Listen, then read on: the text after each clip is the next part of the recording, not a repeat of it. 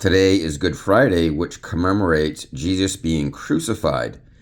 And most people don't know or understand all the details of what happened to Jesus on the cross before he actually died. And it says here, now from the 6th hour until the 9th hour, there was darkness over all the land. Now back then, their reference of time was from when the sun came up. So the 6th hour would have been noon, and until the 9th hour would have been about 3 o'clock in the afternoon. So that is before night. There wouldn't be darkness like night, but there was darkness over all the land. And this darkness was the sin of the world that came over Jesus while he was on the cross. Don't forget, we are sinners, but Jesus was without sin.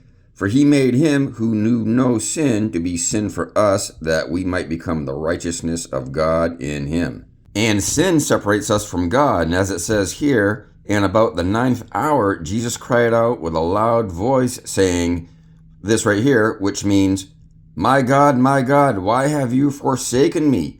So right here in this moment, Jesus felt the true separation from God, and he was in despair. Jesus said earlier in his ministry, for as Jonah was 3 days and 3 nights in the belly of the great fish, so will the Son of Man be 3 days and 3 nights in the heart of the earth. So in this moment, Jesus was truly separated from God, and he was going to be on his way to hell, which will happen to all people who remain separated from God when they die. And Jesus cried out again with a loud voice and yielded up his spirit. And he said, Father, into your hands I commit my spirit. The book of John says, he said, it is finished, because that was the plan all along. Then, behold, the veil of the temple was torn in two from top to bottom, and the earth quaked, and the rocks were split. Coming back to this, the veil of the temple was torn in two from top to bottom.